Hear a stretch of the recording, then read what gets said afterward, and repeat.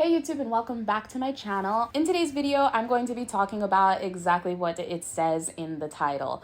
Now, just to be completely transparent, I'm not making this video because I am sad or upset anymore, or because I think that something's actually going to come out of the video itself. I am surely making this video because I know that it'll get numbers, and it's just like, if I have to deal with these things, I might as well make money off of it. That's the way I see it. If I have to spend my energy to confront these kinds of issues, I'm gonna make content out of it because that's my job. And if I'm not gonna take time away from my job to deal with idiots. So yeah, this video is gonna be how my maybe or maybe not racist neighbors already called the cops on me. I can't believe.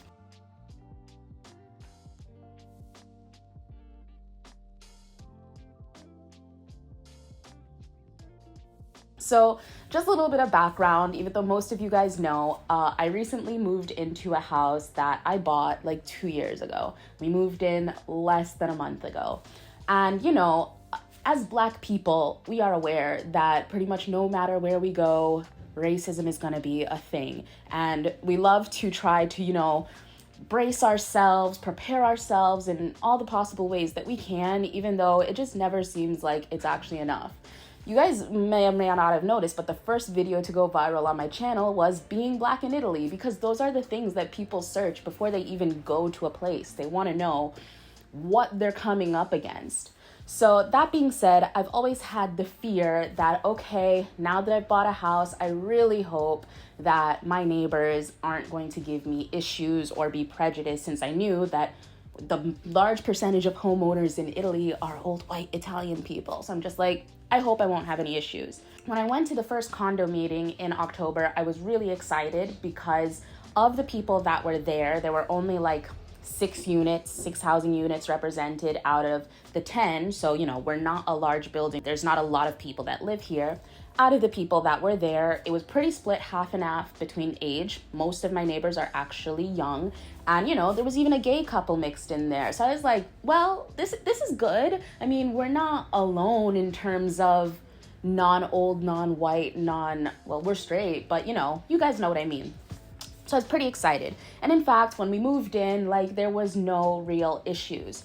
At first, some of my neighbors started asking me about this like rug that we put in the communal areas, but I'll get to that after. First, I need to tell you guys about who called the cops on us and why. Again, going back to this, I'm Black and I know how people are. I know how this world is towards me.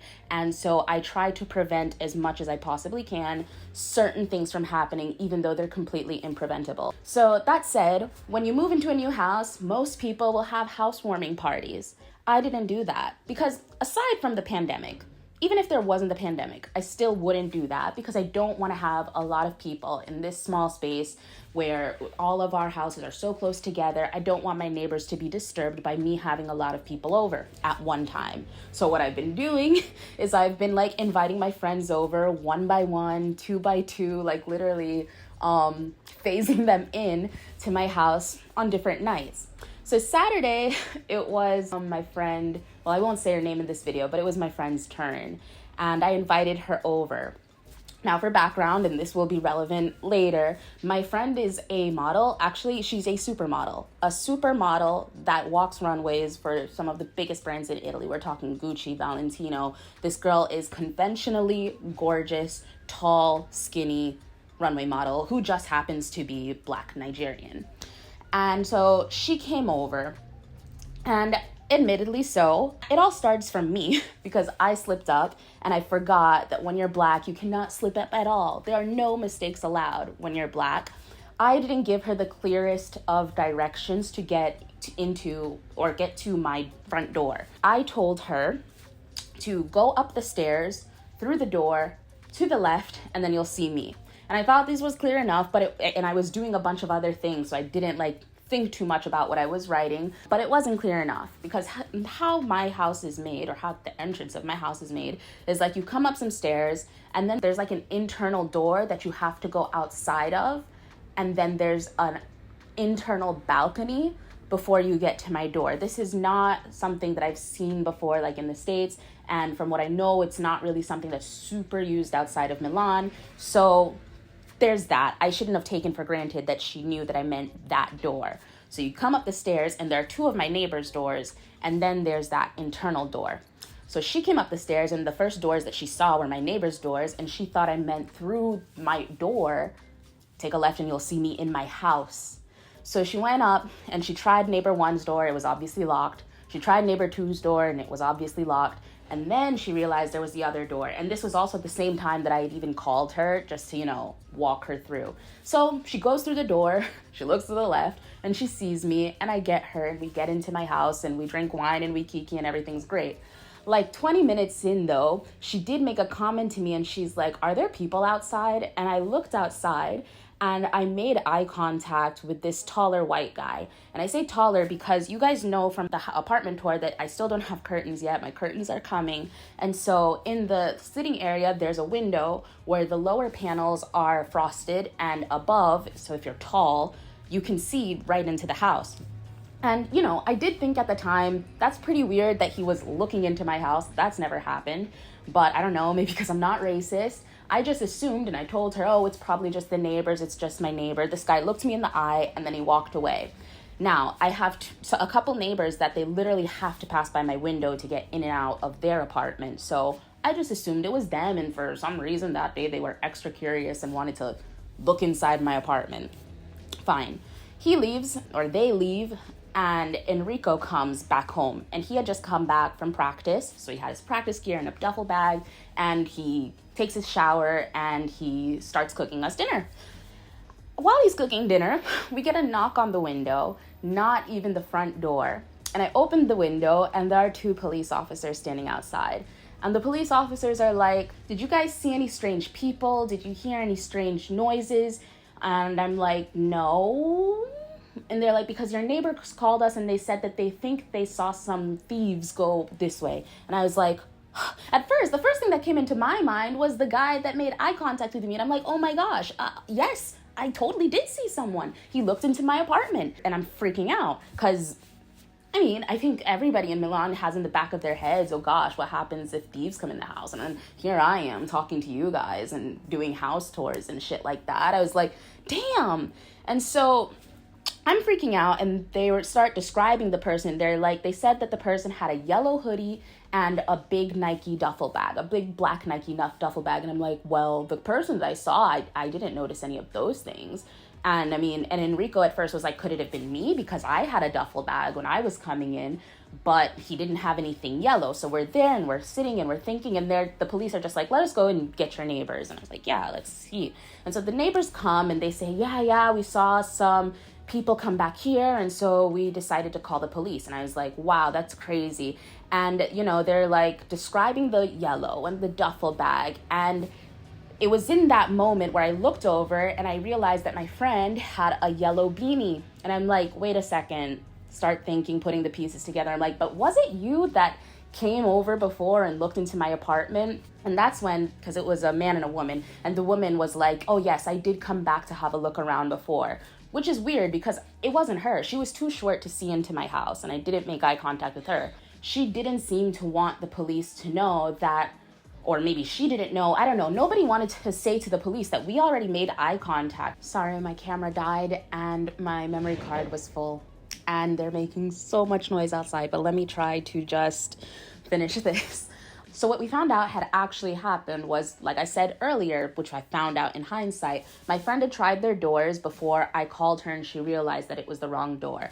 After she tried their door, apparently in 2.5 seconds, they looked outside the keyhole. They saw a tall black person, not even a large black person. She's a skinny model that is clearly a black woman as well, because I think that gender has a role as well.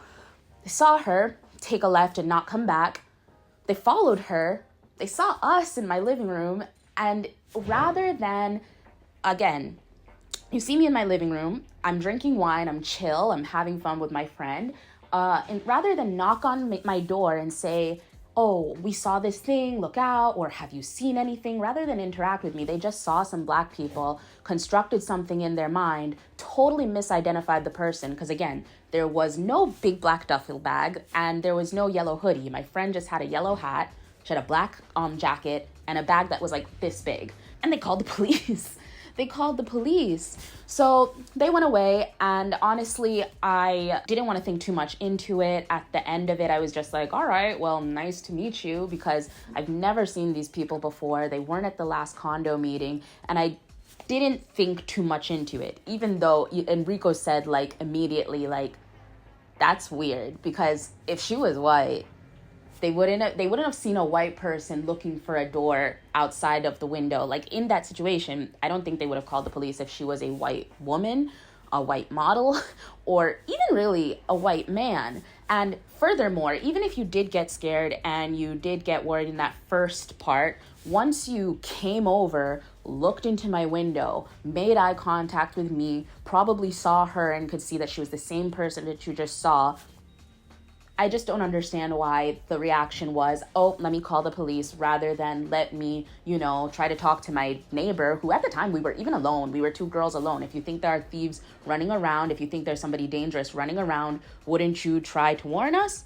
Guess not. So they called the police, but it doesn't even end there. And that wasn't even the real thing that made me think that these people are being super aggressive and being super aggressive. The next day, as I said, there are some rugs that we left in the common area that our other neighbors had asked us about. Those come into play now. We had gone out with my friend and we came back home at around 3 a.m. When the construction workers were doing the works in my apartment, they had laid on all of the communal floors this kind of like rug. And this rug was supposed to prevent the communal floors getting damaged from materials going in and out of my house or furniture going in and out of my house. It was there to protect, the communal property of everybody. And they had left it there because, technically speaking, as you guys saw, the house is still not done. We're still waiting for a giant radiator to be installed in my bathroom. So it was still there. And like I said, my other neighbors also asked me about it, and they even said it's not because they actually care. If we're not done, don't worry about it. But it's just to know, who's taking it away and when, if it's supposed to be the guy that cleans the condo or not. Anyways, we had spoken to literally everybody about this, and everybody knew about it. So that said, me and Enrico had gone out the night with my friend, and we came home at like 3 a.m. And at 3 a.m., the rugs were all still there and they were all intact. Then we went out again in the afternoon to run some errands, and that was when we noticed that a section of the rug had been ripped up, crumpled in a ball, and thrown on the stairs, just like that. Now, that section of rug was in front of two of my neighbors' doors. One of those neighbors is this older woman who, like I said, we had already spoken with. And the other door was the neighbors that we had met the night before that had called the police on us.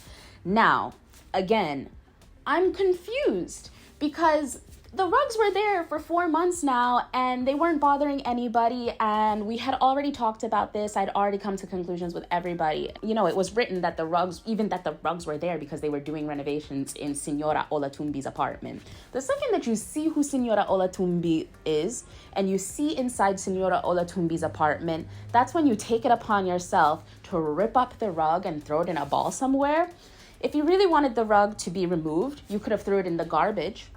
The garbage is right downstairs. You didn't have to crumple it in a ball and leave it on the stairs so somebody could trip and get hurt, so somebody can see it. And whatever would have happened, the blame would have come on me because the rugs were my responsibility and somebody could have thought that I did that. Or aside from, throw the rug away, if you really wanted it gone, you could have did what everybody else did and just come to me and ask me about the rug. And I would have told you what I told everybody else. No, they ripped it up, just that one piece, and threw it in the corner. So I don't know. That was the moment where I started to get a little bit annoyed. So annoyed that I went and I took up all the rest of the rugs, and I was like, all right, fine then. If the floors get messed up, then cazzi vostri. But No, I'm kidding. But I went out, and the more that I thought about it through the day, and the more that I talked about it with people, I started feeling worse and worse because I just kept noticing smaller and smaller details. I met up with some Black Italian friends later, and I told them the story, and they were all super triggered. And they're like, well, Tia, welcome to Italy. This is another aspect of Italian life. If you didn't know it, if you live in an apartment and you live with mostly white neighbors, they're going to call the police on you all the time. Our childhood was our white neighbors calling the police on us all the time. I was shook. I don't know why I was shook. I mean, I shouldn't be surprised, but I was surprised because it just isn't something that I had to deal with. In my last apartment, the owner was Nigerian and the building was majority Muslims and pretty much everybody in there were foreigners. So I really didn't have to worry about this happening. But yeah, this is the first time I'm living in this situation, and not even a month has gone by, and indeed it has happened. So I mean, going forward, what's the plan? As soon as they told me this, and I really got worked up because I don't let things go easily. I had even wanted to say something after the police incident, but after the rug incident, it was for sure I had to say something. So I went out and I actually bought them some pastries that I don't know why I did this, but I was going to, knock on the door, give them the pastries and just try to talk it out. In hindsight, I shouldn't have brought them pastries. They completely behaved poorly. They completely overreacted. They completely racially profiled us, and they didn't deserve pastries. So in the end, Enrico ate the pastries, but that's besides the point. At first I went with the pastries and I knocked on the door and they didn't answer. And then I went again with Enrico later and I knocked on the door and they still didn't answer. At first I thought they weren't home, but in my opinion, they are home and they're just not answering. So one thing that I did, because this all happened, it happened this weekend. Today's Monday. This happened on Saturday/Sunday afternoon. And so now I'm talking about Sunday night. So what I did was, the one good thing to come out of this situation is it did give me an opportunity to talk to my other neighbors. There was this really cool young gay couple at the condo meeting that I thought I would get along with. And they're the ones that live closest to me. And we had met a couple times. They had introduced themselves like normal people. And so I knew them. So I knocked on the door and I'm like, do you know the neighbors that are over there? Because they called the police on me. And I just explained to them the whole situation. And they were like, yeah, no, that's pretty crazy and pretty messed up. And you definitely should confront them about that because the community is too small. The building is too small. We have to not say get along, but we do have to respect each other because no, I can't live with the worry that my neighbor is going to call the police on me randomly or that they're going to damage communal property and let me get the blame. It's just too much.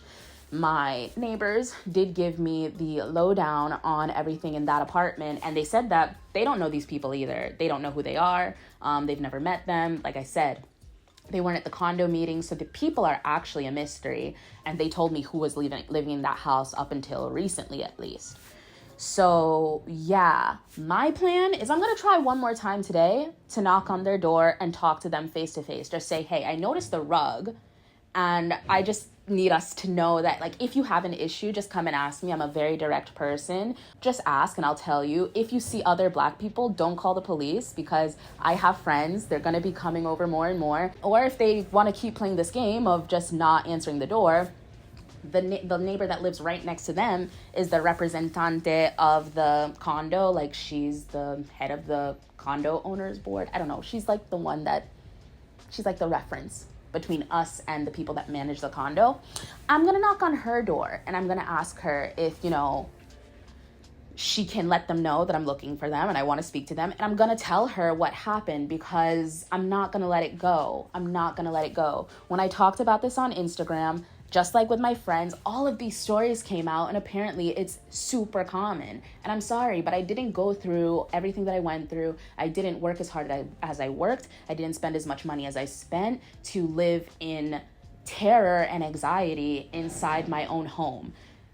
They picked the wrong one, as usual. These racists always pick the wrong one because I'm not the type to let it go. And I can be very nice if people are nice to me, but I can also, if they want to be crazy, I'll be crazier. I'll be crazier. I joked with some people. I was like, you see, that's the problem with prejudice. They probably saw the last name, the black skin, and everything else, and thought I was African. And in linea massima, Africans are really nice people. Africans don't want wahala, okay? If I think of my African parents, they're very...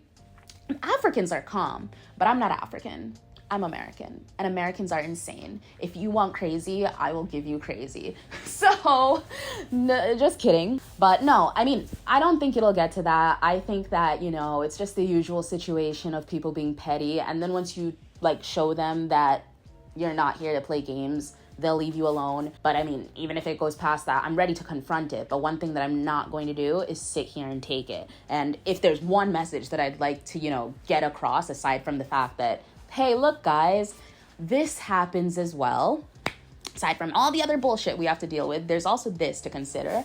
I want you to know that if something like this happens to you, you have to put your foot down and show that you're, listen, I bought this house. You can't come disturb my peace. Not today. So yeah, that's the story of my maybe not maybe racist neighbors that called the police on us and ripped up our rug.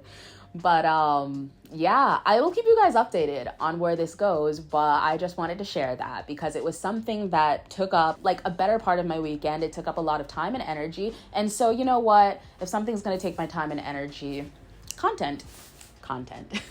I hope that you guys like this video. Let's see what you got to say in the comment section down below. Like and subscribe if you haven't already. And as always, I'll see you in the next one. Mwah.